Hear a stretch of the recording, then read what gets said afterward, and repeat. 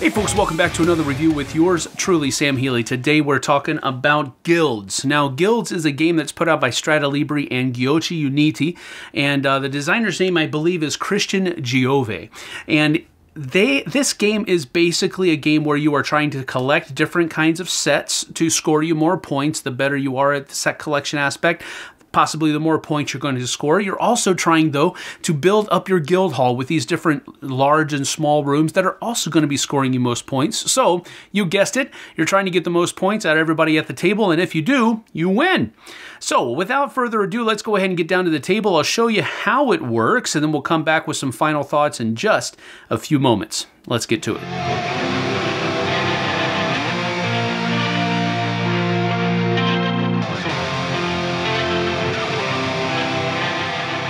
So first, I just wanted to give a brief overview of the game. Guilds is played in a number of rounds, either 6 or 8, determined by the number of players that are in the game. Each round constitutes 1 week within the game, and they're going to be doing... And each round is split up into 5 different phases. The start of the week, where players gain income and see what buildings are going to be available to them in the construction phase. Then there is a character auction, where people will be using their silver to bid on these different characters that could possibly join their guild. And then there's the money phase, where silver that they have will be able to be upgraded into gold for the purpose of purchasing rooms for their guild. And then there's the actual construction phase, where those rooms can be built. And then the end of the week, where some of those rooms that have not been purchased could be reserved to still be available next round. And then we go back to the start of the week. Now, in the course of that, you are trying to get the most points by the end of the game, and points are awarded in a number of different ways. First of all, some of these buildings will give you a number of points that are scored at the end of the game. Other ones are given points based upon the kinds of characters that you have within your guild. Other ones are giving you victory points just straight up, so forth and so on. And then you also have some general objective cards, of which in a 3-player game, 5 are used. But as you can see here, there are a number of other objective cards, so there's a number of different things that could come up within the course of the game. For example, this one is the most, if you have the most warriors in your guild, then you're going to score 5 points. Second person scores 3. If you have the most royalty in your guild, 5 and 3. Whoever has the greatest number of different icons or characters in their guild, 5 and 3. Whoever has the most wizards, whoever has the most kinds of this specific garden type of room, whoever has the most craftsmen, and so forth and so on, whoever has the most female humanoid creatures in their room, whoever has the most gold, whoever has the most silver, and so forth and so on. Now, as I mentioned before, the game will end at the end of the 6th or the 8th round, depending on how many players are playing the game. In a 3-player game, it is 6. In a 4-player game, it is 8. Or, if someone happens to finish covering up all of the squares of their guild, that will trigger the end of the game as well. The round is played out, and whoever has the most points at the end of that round is the winner. Now, at the start of the week, each player is going to be able to take the number of coins that they are given in their income. So their income will be 10 silver coins given by their guild hall, plus any other characters that might give them additional income, like this one right here, the Magician Thief, or the Necromancer over here that gives 2 silver and 2 silver. Some, like the Rich Merchant here, actually give a gold coin as income. Now, during the character auction, you have the ability to either make or raise a bid that is already there, or you can pass, or you take a character card from where you have the highest bid. So, for example, here, I don't have a bid out yet because I haven't placed a bid, so I can make or raise a bid. Now, there's already a bid here. Green has bid 1, and there's already 2 bids over here. So I would have to raise either of these bids if possible. I could also bid over here, but maybe I don't want to. Now, I really would like to have either of these two, so I'm going to go pretty high here and place 3. Now, there is the highest bid here was 2, so I would simply have to go above that with 3, which I did.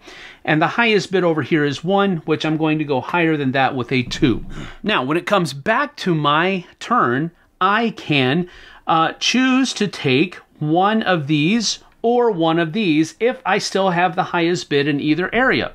I do, so I can choose which one I want to take first, and I'm going to go ahead and take this Magician Thief and add it to my tableau. When I take from a area, the bid that I have placed goes away, and now that leaves everybody else still there. If it comes back to me and I still have the most over here, then I can take from over here as well. And I like this Necromancer because he's giving me a bunch more coins, so I'm going to go ahead and take him. And that would relieve my 3 coins, which leaves everybody else there. And this round would continue in this fashion. You can continue to bid even after you've won a number of different characters. You can pass and try to wait to not have to spend as much money. There's a number of different things, but this round this phase rather, continues until everybody has passed. In the money phase, that's where any money that is left on tents after that round is over is returned to the respective player, and then players can turn in their silver coins at a rate of 1 to 5 for gold coins that can be used during the construction phase. So for example, the red player here has 5 silver coins left over. He can put those into the silver bank and pull out 1 gold coin. Blue player over here has 1, 2, 3, 4, 5, 6, 7, 8. So he will only be able to get 1 gold coin as well to be able to be used in the construction phase. During the construction phase is where players will be able to take their gold coins and use them to purchase the different buildings, either the small or the large ones, to put into their guild hall. Now, so for example here, Blue will be able to take 1 gold coin when it comes around to his turn and purchase one of these 4 smaller rooms. And when you purchase a room, for example, this one right here is just going to give him a bonus victory point at the end of the game. And when you place the room, it has to be placed in such a way that it matches all the other rooms. For example, with this door right here, I would not be able to place the wall up against the door. You would have to make sure that there are different kinds of doors that are here and matching. Now, you'll see here that this door of this room leads out into the wall. That can be just treated as a window. That's okay, but when you're placing it into your guild hall, it has to first of all be adjacent to, touching, another building that's already, or another room that's already been built, and these different types of connections, doors, and walls must also be the same. Then after everyone has purchased the rooms that they want to add into their guild room this turn, then we go to the end of the week where players can take the remaining silver that they have left and place it on other rooms to reserve them for future rounds. So for example, maybe I really have my eyes set on this large room right here, so maybe Blue will want to place a token on that room to reserve it for next round. And once everybody has done that, the round is over. Any room that doesn't have a coin set upon it is removed. Then these are removed. And then whoever has the most silver left is the next person to be the first player. If there's a tie for the number of silver, then it goes to gold. If it's still tied for the most gold or the most money altogether, it just passes to the next person in clockwise order. And then once the first player token has been reserved, the remaining silver that's in your guild is removed. The only thing that stays around is gold to the next round. And then at the beginning of the next round, at the start of the week, the new characters are placed out in their special areas. People are given their income based upon the income that they have in their guild, and then any gold or silver that might be on their characters. And then the rooms are set out as well that will be available for the next round. The round marker shifts here to the next spot, and you begin another week of play. And that's generally how the game goes through a number of rounds, either 6 or 8, or until someone has finished building their guild hall completely. And then after that, whoever has the most points is the winner. So that is guilds. Now, this one struck my fancy pretty hard. It was off my radar until I played it on the Dice Tower Cruise this past December, and I really, really enjoyed it. I don't normally like the auctioning bidding games, but this one had a little bit of a twist on an auctioning mechanic that made it a little fresh for me, where you had to bid on 2 different areas as long as there were more than 2 areas left to bid on. And I liked that twist, I guess you could call it. I already called it that, but that's the only thing I can think of. It just made it a little bit different enough to where you had to think, I guess you could say, more economically with how you spent your coinage. Now, with that having been said, I think that getting a lot of income as quickly as possible is one of the keys to doing well in this game. If you have more coin to spend, you're going to be able to have your pick of the litter, so to speak, when it comes around to choosing which characters. You're going to be able to outbid everybody else. So that almost goes without saying, but I did want to make sure that that was a point to make sure was mentioned. The richer people in the game are going to do better unless you have some characters that give you some special abilities that possibly allow you to do something different than those other richer people are doing. And that brings me to my first pro. I like variable player power games.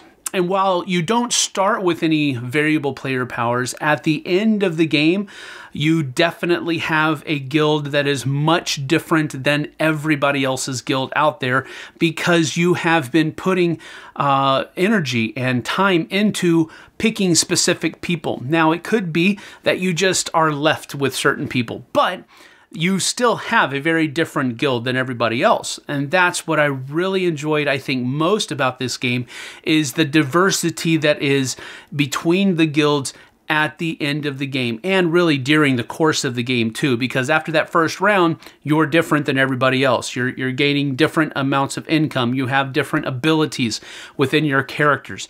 Now, my second pro about this game is the artwork. They really did a great job on all of the different characters. There is not a single character card in this game that is the same as another character card, and I really like that about that game. It just further pushes my original pro of your guild being completely different from everybody else's. Now, some of the artwork on the room tiles, now that is the same. There are empty rooms, and there's not really a whole lot you can do with an empty room. It's basically an empty room. But even with that, there are little Easter eggs on each of those different room tiles that make it slightly different than each of the other ones, generally speaking. So I liked that, the fact that they went into so much detail with the artwork, and you don't have this kind of conveyor belt mentality of, we'll just use that artwork for this card, and we'll just use that one for all the warrior cards, and we'll use this one for all of the craftsman cards. No, they went into very much detail, and I love that about the game, because that just makes me feel different from everybody else. And that's a huge thing for me. Another pro about the game was how quickly it plays. I mean, it really does play very fast. Now, it can clutch up a little bit during the auction phase, depending upon how people are passing or bidding, or if you start low. If everybody starts low, then you're going to have a lot of action in the auction phase. But if people start playing high, there's a little bit more slow play, because people are passing a little bit more, trying to wait for people's big stacks of cash to get out of there so that they can play in there and get maybe a character for a little bit less of a cost. As far as cons for the game are concerned, there is a little bit of a downside on the artwork. It was a big plus for me, and it still is, but there are some artistic choices there that I wish they wouldn't have. There are some pentagrams. So for those of you that do care about that kind of thing, just realize that it is here. It isn't prevalent. I think there's only one room that has that kind of artwork on it, so you can take it or leave it. There are some characters that have pretty sinister looks to them, and of course they are named that way as well. So those are really my only two cons of the game, is that, well, really it's just one, is that some of the artwork I just wish it wasn't there. It was good artwork, don't get me wrong, but I just didn't like the thematic nature of that specific room tile and cards, so to speak. So really, that's about it, though. I loved everything about this game. I thought it was a great, fun time, with a minor little tidbit of some of the artistic choices that were taken on some of the room tiles and character cards. So all in all, what we're going to do here is I'm going to give this an 8.5 out of 10, because quite frankly, I do really enjoy the game. I'm not that huge of a auction bidding game guy, kind of, but I do really enjoy set collection games, and the two really balanced each other out very well here. So seal of excellence for sure, 8.5 out of 10. If you have the chance to give it a try before you buy it, as I always say, you need to do that. But if you like auction and bidding and you like set collection, this is probably right down your alley. If you like one but not the other, whichever one it might be, give it a look first before you purchase it. But anyway, that's it from me for Guilds, 8.5 out of 10. We'll see you guys on the flip side.